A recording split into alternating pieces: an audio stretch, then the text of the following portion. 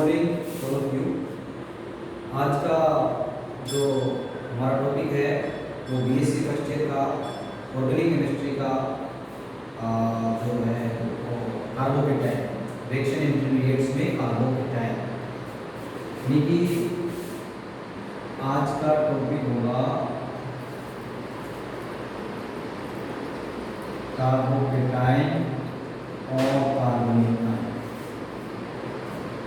Organic chemistry में या chemistry में जो भी रिएक्शंस होती है, रिएक्शंस के दौरान डिफरेंट टाइप ऑफ इंटरमीडिएट्स बनते हैं, जिसमें कार्बोकेटाइन, कार्बोनाइन, एलाइंस, नाइट्रीन्स, रेडिकल्स, बेंजाइन्स, ये सभी जो रिएक्शंस के दौरान एक कम समय के लिए अनस्टेबल इंटरमीडिएट्स हैं। आज हम डिटेल से पढ़ेंगे कार्बोकेटाइन। कार्बोकेटाइन में कैसे कार्बोकेटाइन बनता है, क्या इसकी ज्योमेट्री है, what is the stability order of carbocations, इन सभी को डिटेल से इस लेक्चर में पढ़ेंगे। कार्बोकेटाइन का सबसे पहले कि फॉर्मेशन कैसे होता है, फॉर्मेशन ऑफ कार्बोकेटाइन। फॉर्मेशन की जब हम बात करें कार्बोकेटाइन के फॉर्मेशन की, तो carbocation is formed by the heterolysis bond cleavage of bond. Heterolysis का मतलब होता है कि बॉन्डिंग इलेक्ट्रॉन्स हैं, मींस प्रत्येक बॉन्ड जो होता है 2 इलेक्ट्रॉन से बनता है। Every bond made up of 2 electrons are such as, suppose करो कि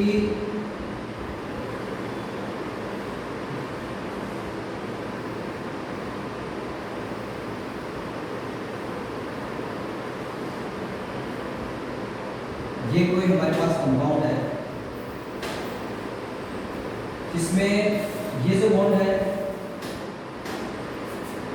यदि इसका क्लीवेज या इसका बंधन इस प्रकार से हो कि these bonding electrons x की तरफ चले जाएं और ये आपके पास जो बनता है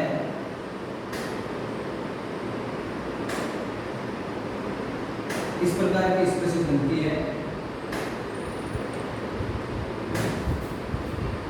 ये जो स्पीशीज है इसको हम बोलेंगे कार्बोकेटाइन और कार्बोनियम आयन, क्योंकि this is heterolysis bond cleavage. CX जो बॉन्ड है उसके बॉन्डिंग इलेक्ट्रॉन्स, दोनों के दोनों बॉन्डिंग इलेक्ट्रॉन्स X की तरफ जो हेटेरोएटम है उसकी तरफ चले जाएंगे और जो C है, कार्बन है हमारा, उससे दूर चले जाएंगे, यानी कि कार्बन पर पॉजिटिव चार्ज आता है और नेगेटिव चार्ज Cl पर आता है। तो ऐसा इस प्रकार का विखंडन जिसमें कार्बन पर पॉजिटिव चार्ज आए उसको हम कार्बोनियम या कार्बोकेटाइन कहते हैं। यदि इसकी स्ट्रक्चर और ज्योमेट्री की बात करें कि कार्बोकेटाइन का क्या स्ट्रक्चर है, structure of carbocation, structure of carbocation की हम बात करते हैं तो ये जो CH ये वाला है, यानी H हाइड्रोजन और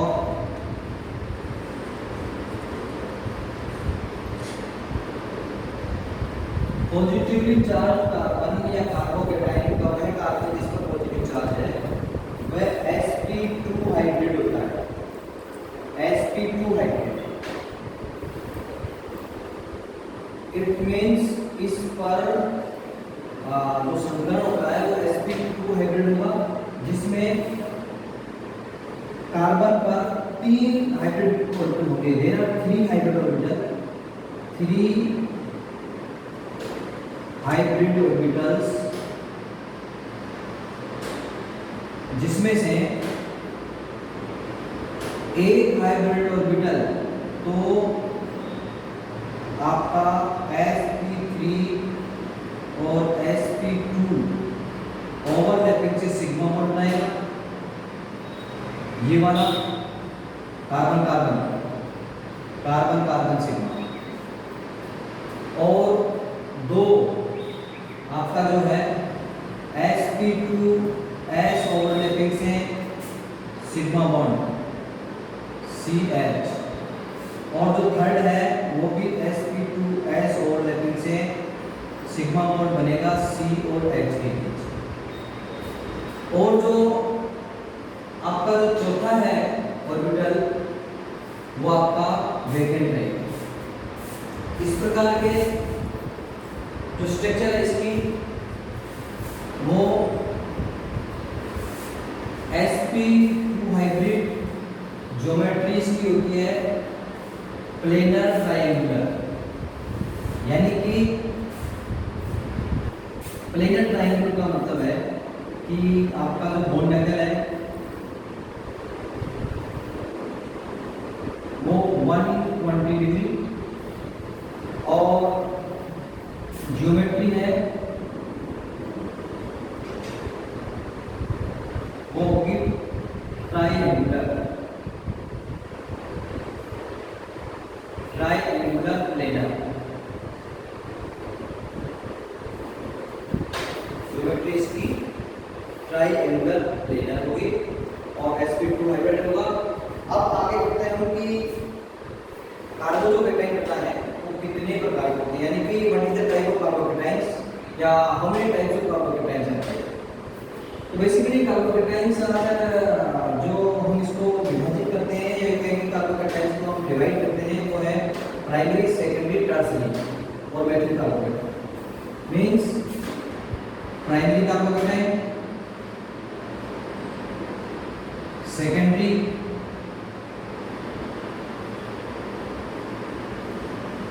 टर्शियरी और methyl carbocation.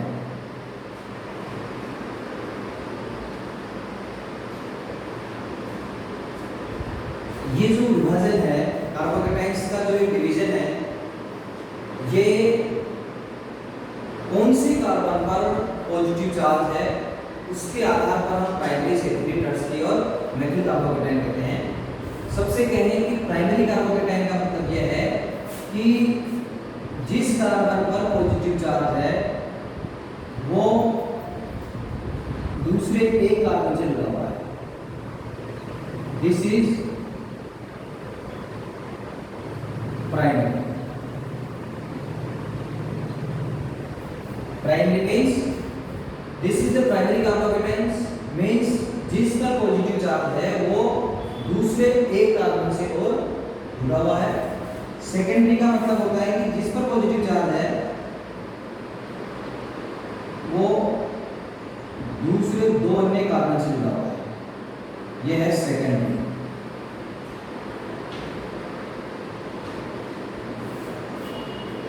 And tertiary, tertiary means जिस पर पॉजिटिव चार्ज है वो अन्य तीन कार्बन से डायरेक्टली जुड़ा हुआ है। This is called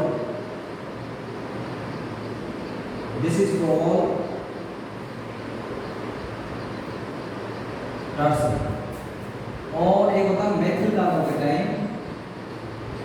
methyl carbocation का मतलब होता है कि CH3+, यानी कि इसमें कार्बन किसी दूसरे कार्बन से जुड़ा हुआ नहीं रहता है। This is called methyl carbocation. तो अब तक हमने पढ़ा कि कार्बोकेटाइन कैसे बनता है, क्या उसकी ज्योमेट्री है और कितने उसके टाइप हैं। अब हम पढ़ेंगे कि what is the stability of carbocations, what is the stability of carbocations and the factor affecting the stability of carbocations, यानी कि कौन कौन से फैक्टर हैं जो कार्बोकेटाइन की स्टेबिलिटी को अफेक्ट करते हैं और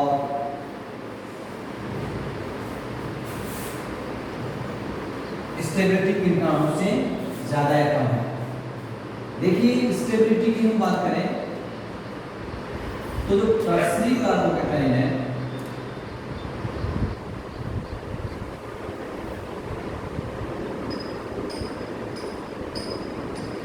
इसको 3 डिग्री भी कहते हैं। वो सबसे ज़्यादा स्टेबल होता है। फिर होता है सेकेंडरी,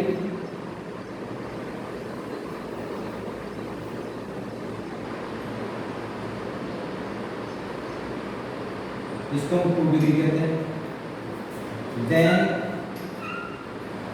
प्राइमरी, प्राइमरी कार्बोकैटायन जिसको अपन 1 डिग्री कहते हैं। And then methyl carbocation, methyl carbocation, इसके ऊपर यदि कोई एरोमेटिक कार्बन है तो वो एरोमेटिक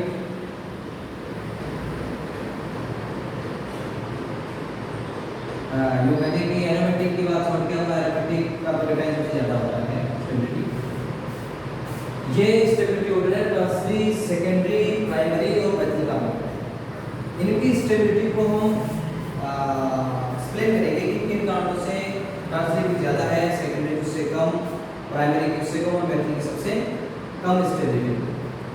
देखिए टर्सरी जो कार्बोकैटायन है वो हमने अभी थोड़ी देर पहले डिस्कस किया था इसके बारे में कि टर्सरी कार्बोकैटायन में कार्बन जिस पर पॉजिटिव चार्ज है वो 3 अन्य कार्बन से जुड़ा हुआ होता है, दिस इज कॉल्ड टर्सरी।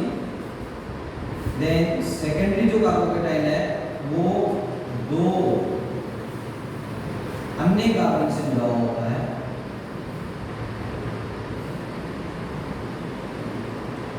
और जो प्राइमरी है वो ओनली एक जिस जुड़ा हुआ कार्बन होगा उससे एक मेथिल और 2 हाइड्रोजन जोड़ देते हैं। एंड जो मेथिल है there is no adjacent carbon atom. Stability इसकी हम यूं कह रहे हैं, इधर कह रहे हैं, इधर कह रहे हैं। मीन्स स्टेबिलिटी जो कार्बोकैटायंस की है टर्सरी ग्रुप से ज़्यादा है। स्टेबिलिटी अफेक्ट करने वाले जो फैक्टर हैं वो है कि एक तो होता है inductive effect plus inductive effect, इसके स्टेबिलिटी की बात करते हैं, प्लस आई इफेक्ट, जिसमें सबसे ज्यादा प्लस आई इफेक्ट होगा उसकी स्टेबिलिटी सबसे ज्यादा होगी। दूसरा है आपका hyper conjugation effect, hyper conjugation effect,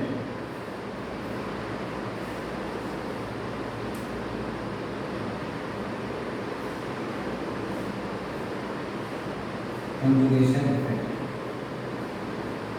जिसका हाइपर कंजुगेशन इफेक्ट जो होगा जिसमें ज्यादा होगा वो उसकी स्टेबिलिटी उतनी ज्यादा होगी। एक होता है कि नंबर ऑफ जो अल्फा हाइड्रोजन्स हैं, नंबर ऑफ अल्फा हाइड्रोजन्स जिसमें जितने ज्यादा होंगे उसकी स्टेबिलिटी सबसे, जैसे there are 9 alpha hydrogens and there are 6 and 3 means tertiary carbocation है, इसमें जो अल्फा हाइड्रोजन्स की संख्या है वो 9 है, इसमें 6 है, इसमें 3 है और इसमें एक भी नहीं है। यानी कि number of alpha hydrogens, presence of number of alpha hydrogens increases the stability of carbocation. The tertiary जो कार्बोकैटायन है, tertiary carbocation is more stable because there are 9 alpha hydrogens, there are 6 alpha hydrogens in secondary carbocation and there are only 3 alpha hydrogens, so this is the more stable than this then this, यानी कि ये सबसे कम stable है, there is no alpha hydrogens। इनके अलावा यदि इसमें conjugation होगा, यानी कि कार्बोकैटायन या पॉजिटिवली चार्ज कार्बन के कंजुगेशन में अल्टरनेशन में यदि डबल बॉन्ड हो तो उसकी स्टेबिलिटी और भी बढ़ जाती है ड्यू टू द रेजोनेंस। और जो एरोमेटिक कार्बोकैटायंस हैं, जैसे हम एरोमेटिक रिंग पर यदि कोई कार्बन पर पॉजिटिव चार्ज है वो ज़्यादा स्टेबल होगा because of there is many resonating structures, because the structure compound having more resonating structures then compound is more stable. यानी जिस कंपाउंड की जितनी ज़्यादा रेजोनेटिंग स्ट्रक्चर्स होगी, जितनी ज़्यादा रेजोनेटिंग संरचनाएं होगी वो उतना ही ज़्यादा स्टेबल होगा। यदि हम एलिल कार्बोकेटाइन की बात करें तो वो टर्सरी कार्बोकेटाइन से ज्यादा स्टेबल है बिकॉज ऑफ कंजुगेशन। मींस जैसे double bond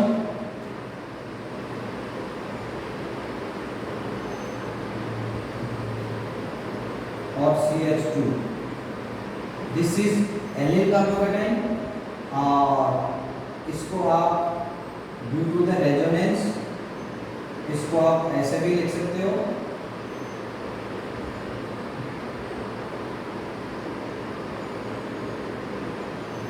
because due to the conjugation or due to the resonance there are two structures, one and second.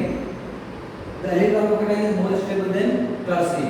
So tertiary is more stable than second due to these effects. Plus I, carbon conjugation, alpha hydrogens, and secondary and primary carbocations को सिर्फ हम stable है। ये stability की बात होती है। यदि इसका ऑर्डर की बात करते हैं तो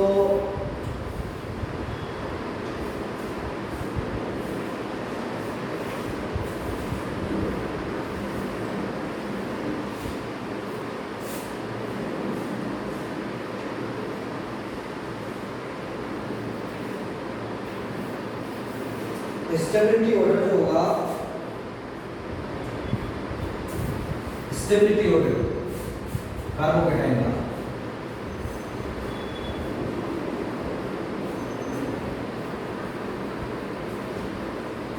वो होता है, देखिए सबसे कम होता है आपका मेथिल,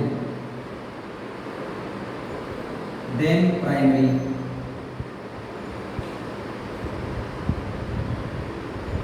then secondary,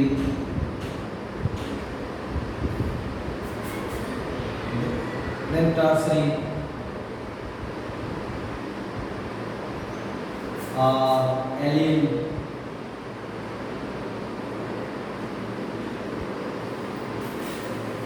and फिर होगा आपका एरोमेटिक, एरोमेटिक में होगा आपका टर्सरी, एरोमेटिक फिर आपका है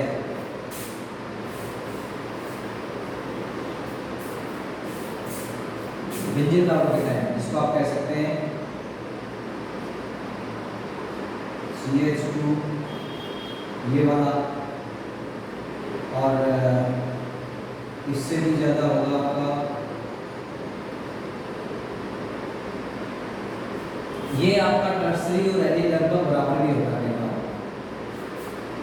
फिर इससे ज़्यादा होगा आपका डाइफेनिल C6H5, C6H5,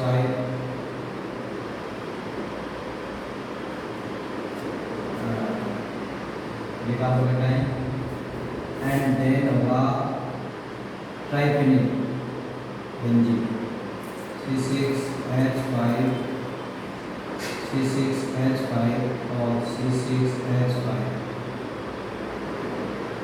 इनकी जो स्टेबिलिटी है वो हम देखिए primary, secondary, tertiary, allyl, tertiary और एलिल लगभग स्टेबिलिटी बराबर होती है। फिर आपका बेंजीन कार्बोकेटाइन है, इसकी stability due to the resonance